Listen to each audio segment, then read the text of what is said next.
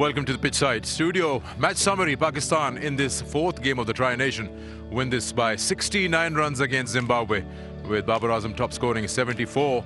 Farhan doing his job, continuing with the form that he's got. 63 for him and a quick fire 27 not out of 10 for Fakhar Zaman. And Zimbabwe, when they came out to bat, they had to face Usman Tariq, who's got his 4 overs, 1 maiden, 4 for 18, did the job for Pakistan.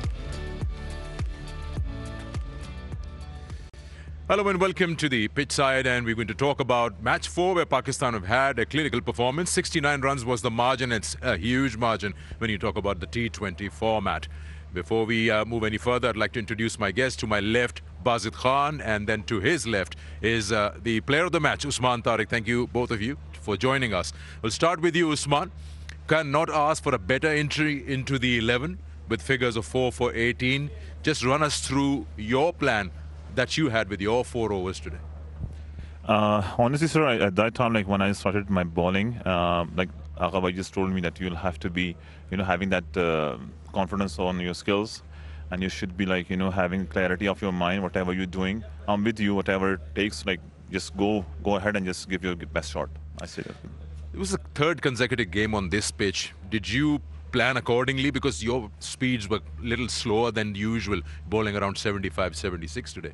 Actually, sir, there is like one thing about this T20 cricket format, that the bat speed is usually like having, a high speed of the, the movement of that bat is quite high. So therefore, like, you'll have to break the momentum with the, slowing down your pace, and sometimes you'll also have to be like more above the 85 kilometers per hour. So it depends on that time, like when the batter is having intentions to hit you hard, so you'll have to reduce your pace accordingly. Bazid, we've seen the spinners have done well in the whole Tri-Nation.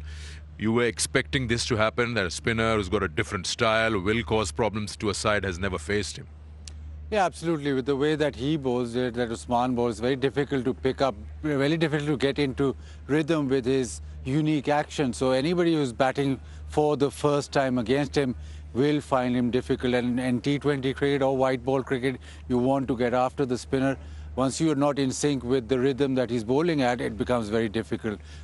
Picking him is a different matter, but actually getting into rhythm with the way that he bowls, that is to start off with, that is very difficult, and then you have to pick him, so it becomes a huge problem. If you're not used to facing him, if you haven't played him before, it becomes really difficult. Yeah, there's a big pause. Now, most players would right now be loading up and ready to actually release their shot, but because he pauses now, the batter has to pause, so the rhythm of the batting also gets upset. So to be used to that action with these unique bowlers, you have to play them a lot and then get used to it. So it's a tough ask when you first play. That's your style of that pause we're talking about, but what do you actually do in that particular pause? Are you actually looking at what the batter is trying to do and you get yourself an extra bit of time and change your mind and what you want to bowl? Well, sir, the advantage of getting, that pause in the crease, that helps me to have my balance. And also, like, I'll have to, like, trying to read the batsman, what the initial movements are at that time. Like, if he's just trying to, get back into that squeeze, I'll have to be, like, a bit fuller. And if he's just trying to, coming down the track, so I will definitely going to change my ball. It's like if I'm just trying to, bring the ball in, and all of a sudden he just tries to, come down the track, so I will going to change my ball.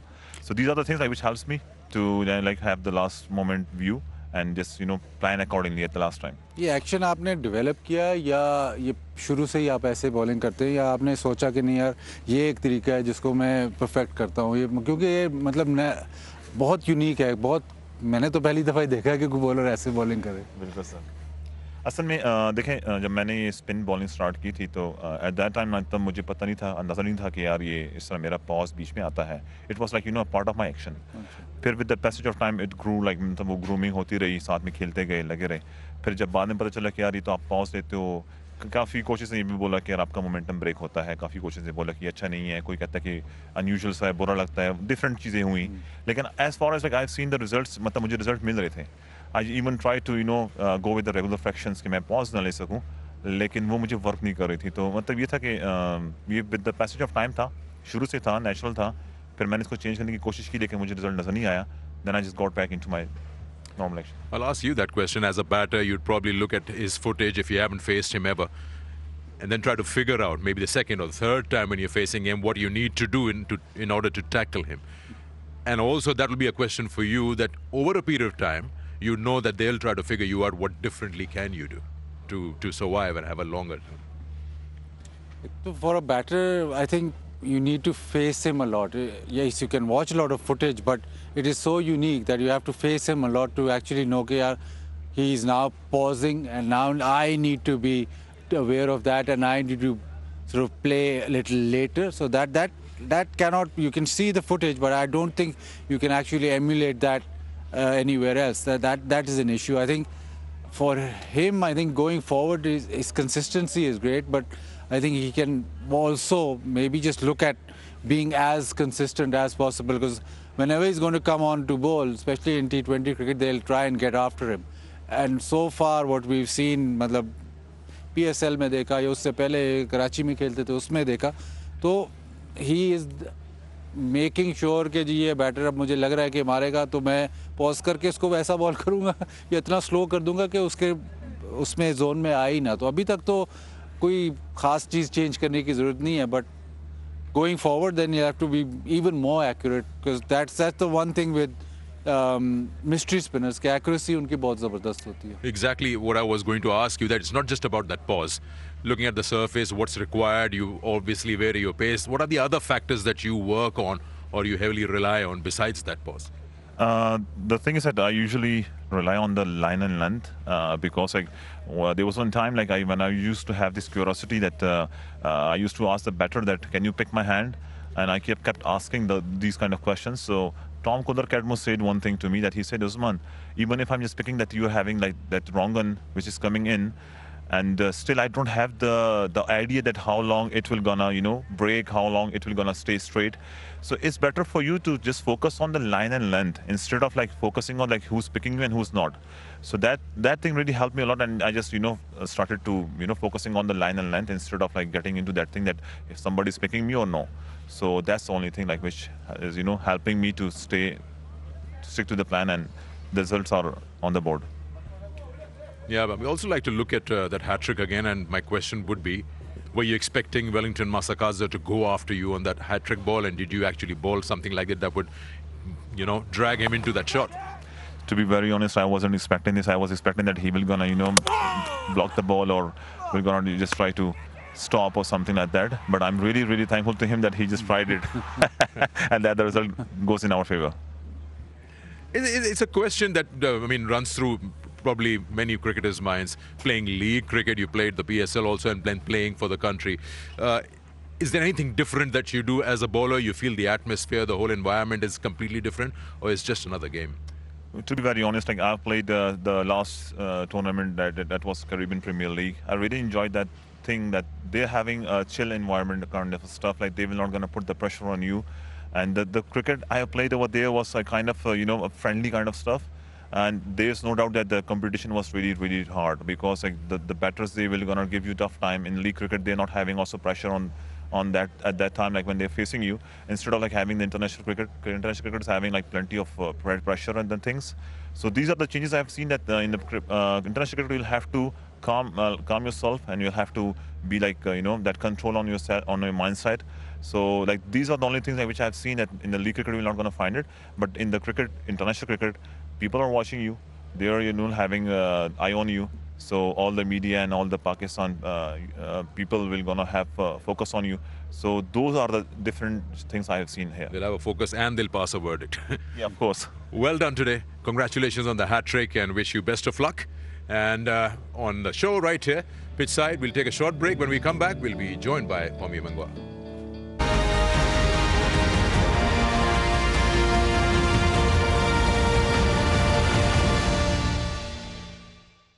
Welcome back to Pitchside, and again, reminding you, Pakistan have won this match against Zimbabwe by 69 runs, and they topped the table in the Tri-Nation. Now here, continuing the discussion on this game, we've got Pommy Mangwa who's joined us. Thank you so much.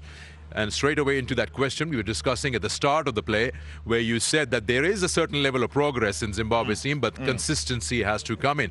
When you again look at the fact that when you lose the top three or the openers cheaply, then there's a bit of a struggle. They were 63 for 8. Yeah, When I was talking about, a couple of steps forward and a couple of steps back, I perhaps should have also said that it is necessary to be playing at the level and to get the opportunity to play at the level over and over again, so that as you formulate the plans, it's actually against an intense side and it's under the utmost of pressure, so that the progress is actually tangible and you can kind of take it with you. In this tour, as they play Pakistan once, twice, three times, it's important that as you go from game to game, you do better and better. And as you're exposed to their pace and to their aggression and all of that, I am confident that there will be improvements. But can you turn up a few months later and rise up to that level again? That's always the question, and that's the difficulty in terms of dealing with all of that. What do you feel, Baz, has been the missing link? Now, if you compare this to Sri Lanka's performance, you feel batters are not doing enough, bowlers have the pressure all the time. Today, yes, Zimbabwe bowled first, but you think batting is the only part where Zimbabwe needs to put in some strength, at least between over number 7 and 15, that's the middle order.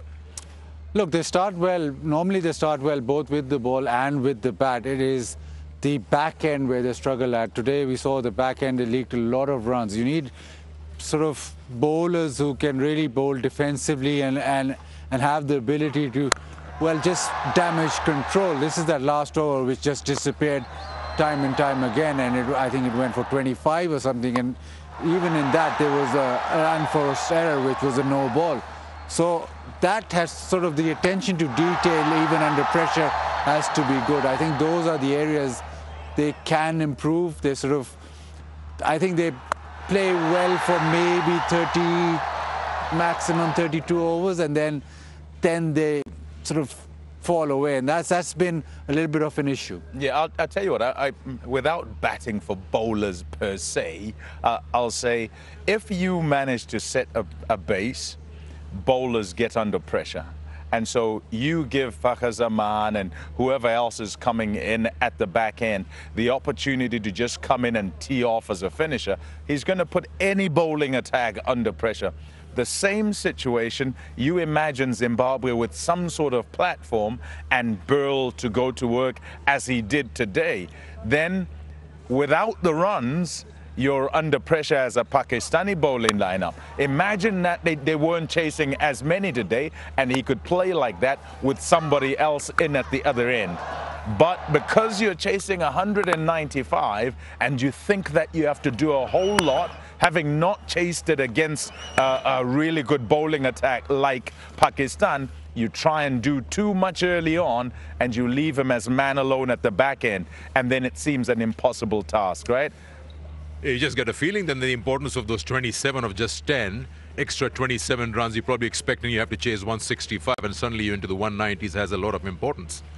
Yeah, absolutely. Once you get to over 180 on this sort of surface, it becomes a problem. Pami mentioned that the Pakistani bowling attack is quite potent. Even in the first game, you look at that game, it went closer, but they couldn't close it out. Sikandar Raza then talked about getting over the line, which they did against Sri Lanka. But the power play, even against Sri Lanka, they were good, back of a length. I don't think they got as much swing today or as much off the surface, but it's also because they were put under pressure, the lengths have been little scattered. It is that and the comparison, the kind of variance from one that has a grouping, which is this one, and the other that has a varied kind of spray in terms of length is about pressure and about the steeliness because of experience to kind of stay in the same area anyway and reap rewards. It kind of goes like that, and I'll continue to say you just have to kind of front up to the pressure each time. And if you're exposed over and over again, certainly you've got to have the talent. You then get to the level. But if you're going level here one time, level here the other time, then you don't really make that progress. So the hope is that from being exposed to this, there can be something gleaned and reference points, and then you go forward. But I'm very happy with Pami's progress. He's sort of fronted up to the cold. He's never worn a sweater, and he said, I won't wear anything. I'll just wear this coat. So whenever he's on pre-match, post-match, whatever the weather, he'll just front up. I'm freezing. That's the moral of the story. I think that's what he's saying. All right. A quick talk about Pakistan's batting. They got 195 today, and also moving forward towards the big occasion, the World Cup preparations, experiments. Before we get to Babar Azam, I'd just like to ask both of you the question. How do you fancy Fakhar Zaman playing at 7? Now, you look at this performance, you say, good, but on a longer run. The previous game where he batted, I think he batted 5, and he came on the post-match show and sat here and said, I wasn't supposed to bat. There was Abdul Samad who got injured, so I had to be pushed down the order. I think Pakistan has stumbled onto something. A left-hander with experience who plays the spin as well. You know where the World Cup is. Pakistan will play probably in Sri Lanka. So those pitches in the middle overs, you face a lot of spin, and Pakistan has had that problem of the middle overs. He sorts that because he's got experience, and also sorts the finisher role, again, because of the fact that he's played so much T20 cricket. Yes, he might be batting out of his comfort zone, but I think at the moment, because you look around and you think, who is your finisher, who's your middle order player?